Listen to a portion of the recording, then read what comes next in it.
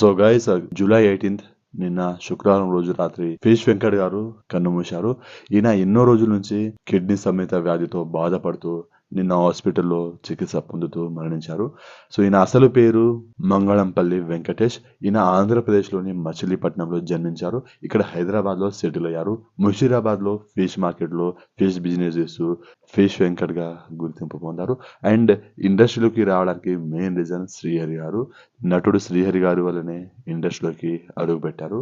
And మొదటగా అవకాశం ఇచ్చింది మాత్రం డైరెక్టర్ వివి వినాయక్ గారు.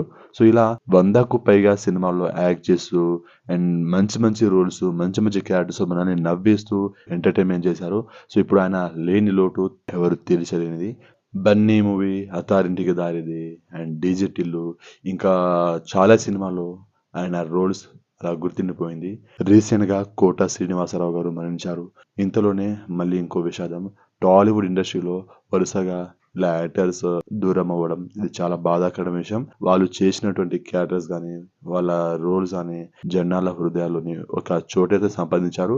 ఫేష్ వెంకట్ గారు చేసిన సినిమాలో మీ ఫేవరెట్ మూవీ ఏదో డెఫినెట్గా కామెంట్ చేయండి.